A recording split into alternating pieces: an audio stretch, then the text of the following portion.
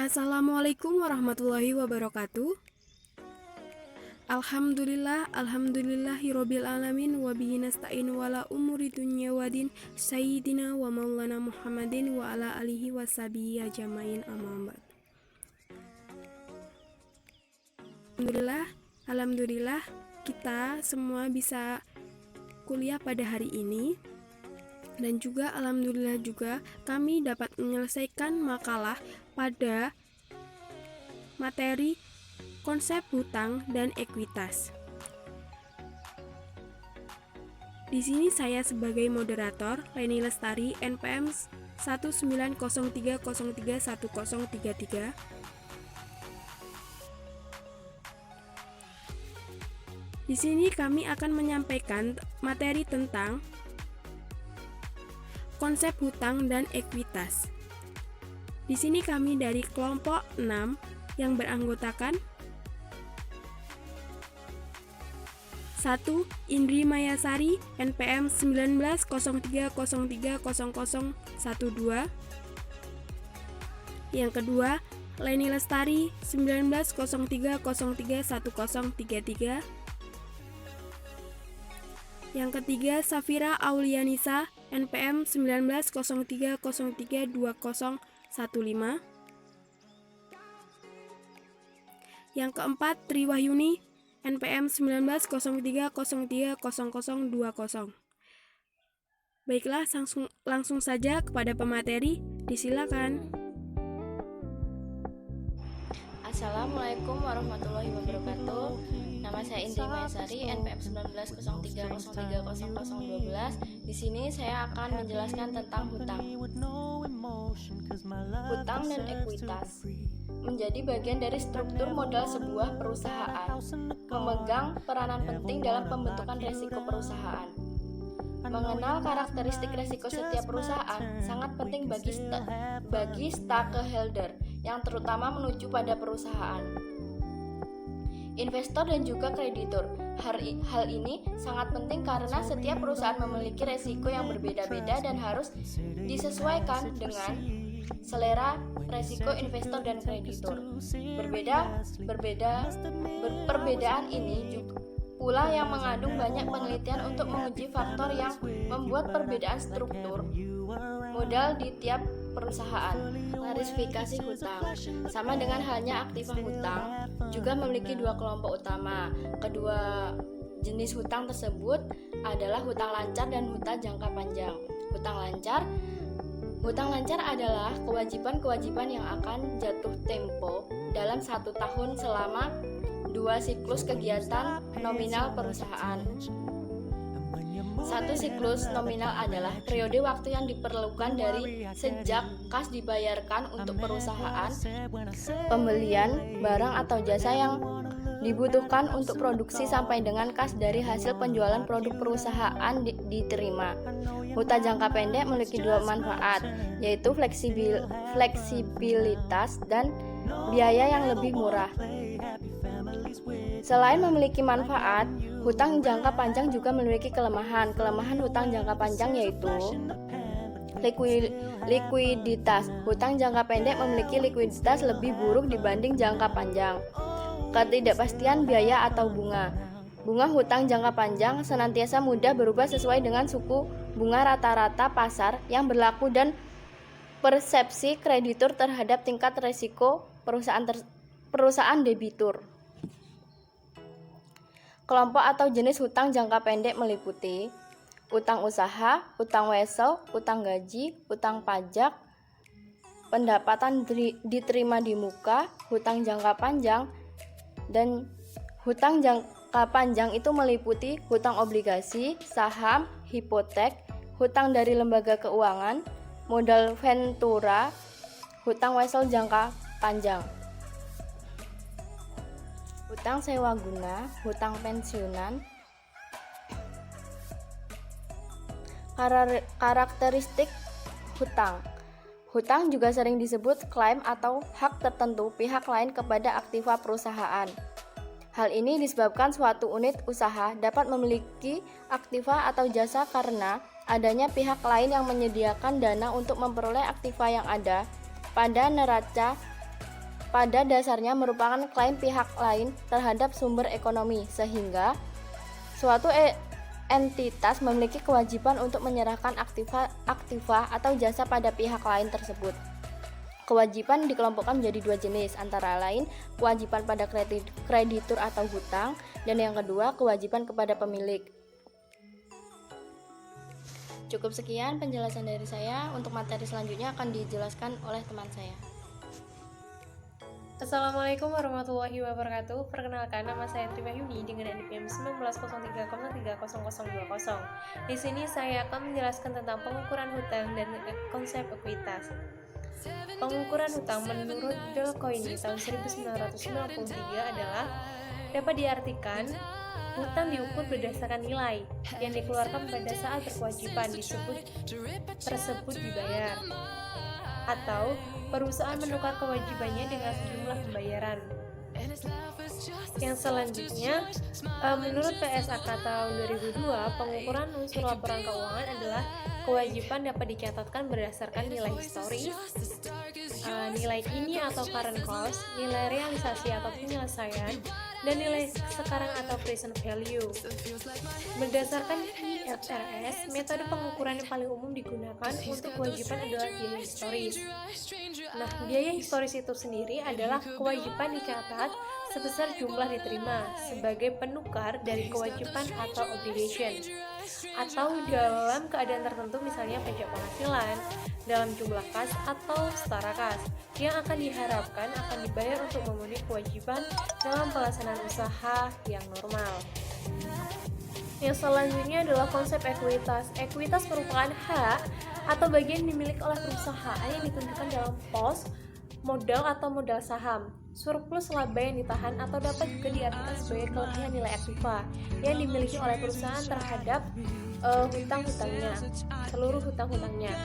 Ikatan Akuntansi Indonesia tahun 2009 juga menyatakan bahwa ekuitas merupakan bagian hak pemilik dalam perusahaan, yaitu selisih antara aktiva dan kewajiban yang ada, dan dengan demikian tidak merupakan ukuran nilai jual perusahaan tersebut.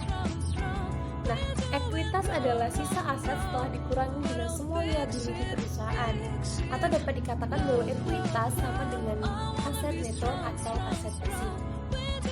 Mungkin itu saja yang dapat saya jelaskan. Untuk materi selanjutnya bisa disambung oleh teman saya. Terima kasih. Assalamualaikum warahmatullahi wabarakatuh. Perkenalkan, nama saya Leni Lestari, NPM 19030331033. Dari kelompok 3 akan mempresentasikan tentang konsep hutang dan konsep ekuitas. Di sini saya akan melanjutkan tentang ekuitas. A. Komponen ekuitas. Komponen ekuitas terdiri dari 1. Modal setoran. Modal setoran mencakup modal yuridis dan modal setoran lainnya. Modal yuridis dihitung berdasarkan nilai nominal saham menunjukkan aktiva neto yang tidak dapat didistribusikan ke pemegang saham. Kelebihan nilai di atas nilai nominal diakui sebagai agio saham. A. Modal yuridis terdiri dari nilai nominal dari preferen, nilai nominal saham biasa, umum atau saham preferen berlangganan, surat saham dan surat dan opsi, dividen saham yang akan dibagikan, saham biasa dari penerbitan kembali. Yang B yaitu modal setoran lainnya terdiri dari pada saham preferen, pada saham biasa dari sumber lain seperti pemecahan saham, saham preferen, konversi, dan lainnya. Komponen yang kedua yaitu laba ditahan. Laba ditahan terdiri dari laporan laba rugi, penyesuaian periode sebelumnya, dan dividen. Laporan laba rugi merupakan bagian dari laba ditahan, maka dapat dikatakan bahwa ada hubungannya yang saling terkaitan atau artikulasi di antara laba rugi dan neraca. Komponen yang ketiga yaitu penyesuaian modal belum terrealisasi. Kerugian portofolio yang belum direalisasi untuk efek non-pasar. Yang B, selisih kurs yang belum direalisasi dan rugi. Yang C, modal sumbangan. B, tujuan penyajian ekuitas. Pengungkapan informasi ekuitas pemegang saham akan sangat dipengaruhi oleh tujuan penyajian informasi kepada statement keuangan. Umumnya tujuan pelaporan ekuitas pemegang saham yaitu menyediakan informasi kepada yang berkepentingan tentang efisiensi dan kepengurusan manajemen. Informasi tentang kewajiban yuridis perseroan terhadap para pemegang saham dan pihak lainnya juga merupakan tujuan penyajian ekuitas pemegang saham. Untuk memenuhi tujuan tersebut, informasi yang harus disampaikan ekuitas pemegang saham tersebut yaitu 1. Sumber ekuitas pemegang saham beserta riwayatnya. 2. Peraturan yuridis yang membatasi pembagian dividen dan pengembangan modal setoran kepada pemegang saham. 3. Prioritas beberapa golongan pemegang saham atau pemegang saham ekuitas lainnya. Yang C. Teori ekuitas. Teori ekuitas adalah teori yang menjelaskan sudut pandang yang digunakan dalam akuntansi yang berkaitan dengan penyusunan dan penyajian laporan keuangan. Penyusunan dan penyajian laporan keuangan sangat tergantung dengan sudut pandang yang digunakan, seperti siapa yang dianggap paling berkepentingan di dalam laporan keuangan.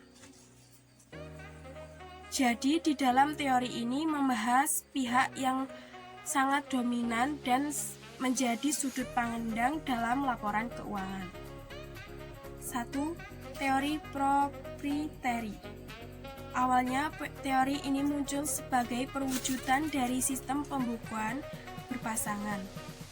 Teori ini memusatkan kepada pemilik. Jadi, dalam akuntansi, tujuan, perusahaan, jenis modal, makna rekening, dan lain-lain semuanya dilihat dari sudut pandang pemilik. Tujuan perusahaan adalah meningkatkan kemakmuran pemilik. Persamaannya yaitu aktiva dikurang hutang sama dengan modal. Aktiva merupakan kekayaan pemilik, sementara hutang merupakan kewajiban pemilik. Teori proprietary sangat cocok diterapkan pada organisasi perusahaan perseorangan dan firma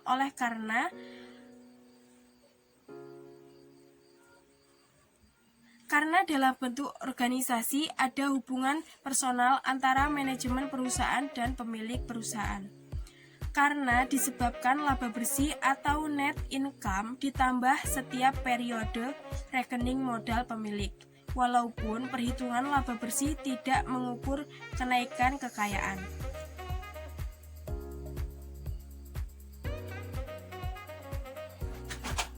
Makna laba.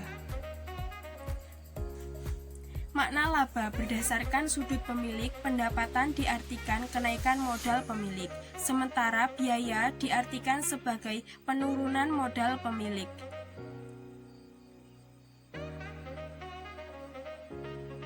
Jadi laba merupakan kenaikan kekayaan atau kemakmuran pemilik selama satu periode yang menjadi hak bagi pemilik. 2. Teori entitas atau kesatuan usaha. Teori ini muncul untuk mengatasi kelemahan yang melekat pada teori proprietary.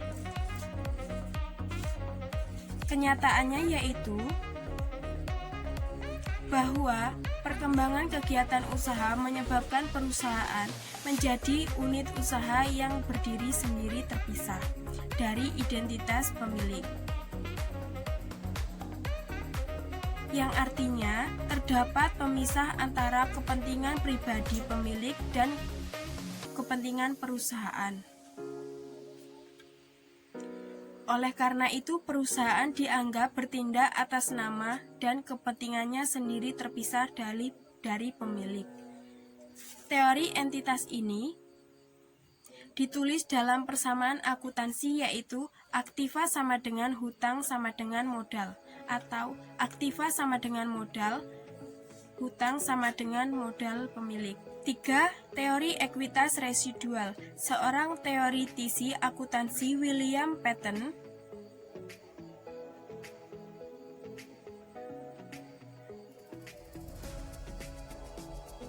(1962) menyatakan bahwa ekuitas residual merupakan salah satu jenis ekuitas dalam kerangka teori entitas. Dalam pandangan teori entitas, pemegang saham memiliki ekuitas di perusahaan seperti pemegang ekuitas lainnya, tetapi pemegang saham tidak dianggap sebagai pemilik. Jadi, teori ekuitas residual yaitu pandangan antara proprietary dan teori entitas. Dalam persamaan akuntansi, yaitu aktiva dikurang ekuitas khusus sama dengan ekuitas residual. Ekuitas khusus meliputi klaim kreditur dan ekuitas pemegang saham preferen. Namun, pada kasus khusus di mana kerugian begitu besar sehingga perusahaan mengalami kebangkrutan, ekuitas pemegang saham biasa dapat hilang dan pemegang saham preferen atau pemegang obligasi menjadi pemegang saham residual. Tujuan pendekatannya yaitu memberikan informasi yang lebih baik kepada pemegang saham biasa